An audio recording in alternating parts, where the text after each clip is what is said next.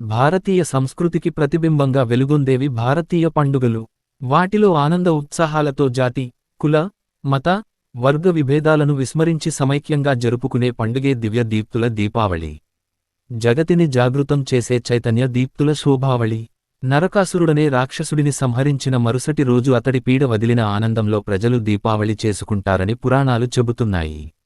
అలాగే లంకలోని రావణుడిని సంహరించి శ్రీరాముడు సతీసమేతంగా అయోధ్యకు తిరిగి వచ్చినప్పుడు కూడా ప్రజలు ఆనందోత్సవాల మధ్య దీపావళిని జరుపుకున్నారని రామాయణం చెబుతోంది. చీకటిని పారద్రోలుతూ వెలుగులు తెచ్చే పండుగగా, విజయానికి ప్రతీకగా దీపావళి పండుగను జరుపుకుంటారు. దీపమాలికల శోభతో వెలుగొందే గృహాంగణాలు, ఆనంద కోలాహలంతో వెల్లివిరిసే ఆబాలగోపాలం, నూతన వస్త్రాల రెపరెపలు, పిండివంటల ఘుమఘుమలు, బాణసంచా చప్పుళ్ళు ఈ దివ్య దీపావళి సోయగాలు. ఈ పండుగ ప్రతి ఏటా ఆశ్వయుజ అమావాస్య రోజున వస్తుంది.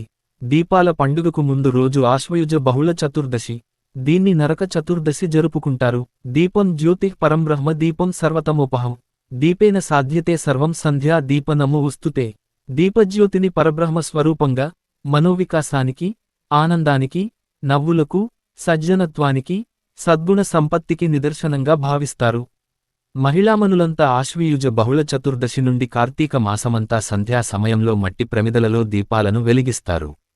చివరకు ఈ దీపాలను ముత్తైదువులు కార్తీక పౌర్ణమికి సముద్ర స్నానాలను ఆచరించి జీవనదులలో వదులుతారు.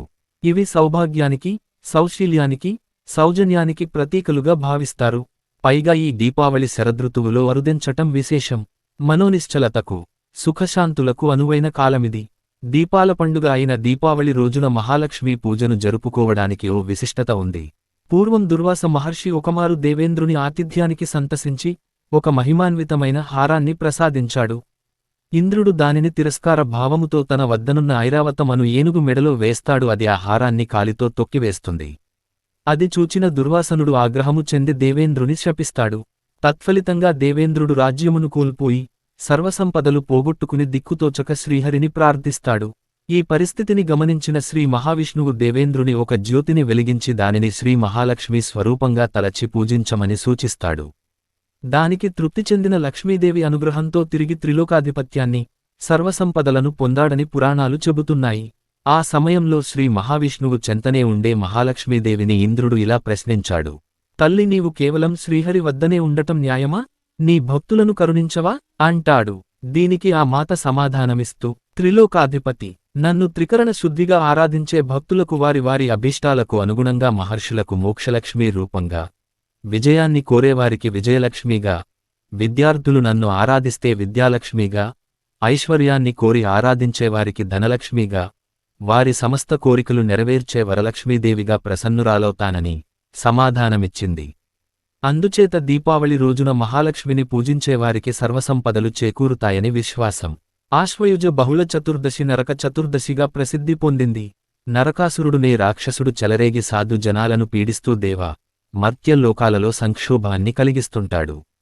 కృతయుగంలో హిరణ్యాక్షుని వధించిన వరాహస్వామికి, భూదేవికి అసుర సంధ్యా సమయంలో జన్మిస్తాడు నరకుడు. అతడు లోక కంటకుడైన మహావిష్ణువు వధించరాదని, తల్లి అయిన తన చేతిలోనే మరణించేలా వరం పొందుతుంది భూదేవి. మహావిష్ణువు ద్వాపరయుగంలో శ్రీకృష్ణ భగవానునిగా అవతరించినప్పుడు భూదేవి సత్యభామగా జన్మిస్తుంది. అప్పటికి నరకాసురుడు లోక కంటకుడై చేస్తున్న అధర్మకృత్యాలను అరికట్టడానికి సత్యభామ సమేతంగా తరలి వెళ్తాడు శ్రీకృష్ణుడు. వారి మధ్య జరిగిన భీకర సంగ్రామంలో భూదేవి అంశ అయిన సత్యభామ శరాఘాతాలకు మరణిస్తాడు నరకుడు.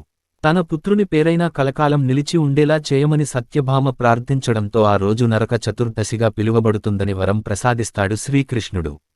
నరకుని చెరనుండి సాధుజనులు 16,000 మంది రాజకన్యలు విడిపించబడ్డారు. ధర్మం సుప్రతిష్టమైంది. నరకాసురుని పీడ విరగడైందన్న సంతోషంతో ఆ మరుసటి రోజు ప్రజలు సంబరాలు జరుపుకుంటారు. ఈ సంబరాలు జరుపుకునే రోజు అమావాస్య కావడంతో చీకటిని పారద్రోలుతూ ప్రజల దీపాలతో తోరణాలు వెలిగించి బాణాసంచా కాల్చి వేడుక చేసుకున్నారు. కాలక్రమంలో అదే దీపావళి పర్వదినంగా మారింది. సత్యం, శివం, సుందరం పంచభూతాలలో ప్రధానమైనది అగ్ని. ఈ అగ్ని ప్రాణికోటి మనుగడకు ఉపకరించే తేజస్సును, ఆహారాన్ని ఐహికంగానూ, విజ్ఞాన ధర్మగరిమను ఆధ్యాత్మికంగానూ ప్రసాదిస్తుంది.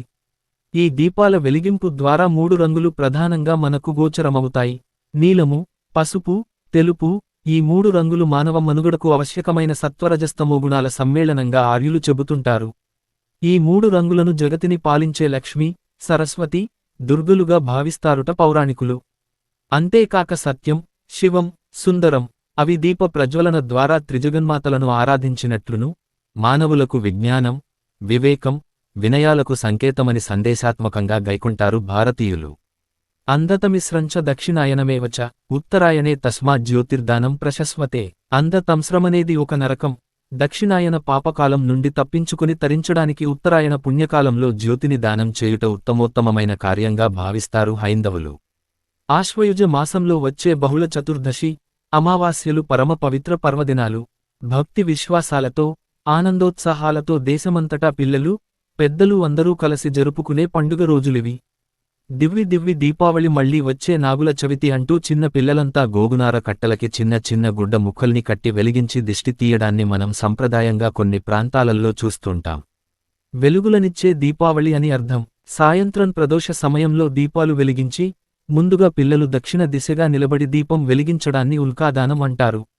ఈ దీపం పితృదేవతలకు దారి చూపుతుందని శాస్త్రాలు చెబుతున్నాయి. ఆ దీపం వెలిగించిన తరువాత కాళ్లు కడుక్కుని ఇంటిలోపలకు వచ్చి తీపి పదార్థం తింటారు.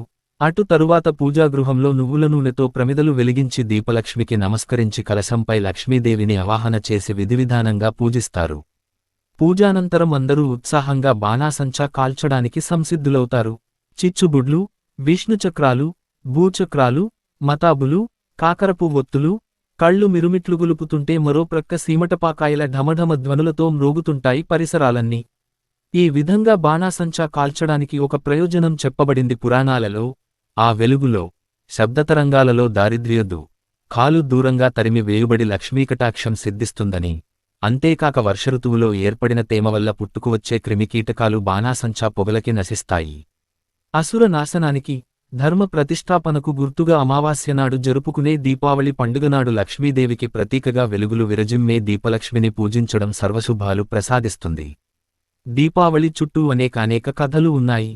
శ్రీకృష్ణుడు సత్యభామ సహకారంతో నరకాసురుణ్ణి వధించాడు గనుక ప్రజలు ఆనందంతో మరునాడు దీపావళి సంబరం చేసుకుంటారని ఒక కథ. ఇంకో కథ కూడా ఉంది. లంకలో రావణుని సంహరించి, రాముడు సీతాసమేతంగా అయోధ్యకు తిరిగి వచ్చినప్పుడు ప్రజలు ఆనందంతో ఈ పండుగ జరుపుకున్నారని చెబుతారు. ఉత్తరాదివారు ముఖ్యంగా వ్యాపారులు దీపావళి రోజును కొత్త సంవత్సరంగా పాటిస్తారు. ఆ రోజు లక్ష్మీదేవి పూజచేసి కొత్త ఖాతా పుస్తకాలు తెరుస్తారు. దీపావళి పండుగల్లాంటివే ప్రపంచంలోని అన్ని సమాజాల్లోనూ ఉన్నాయి.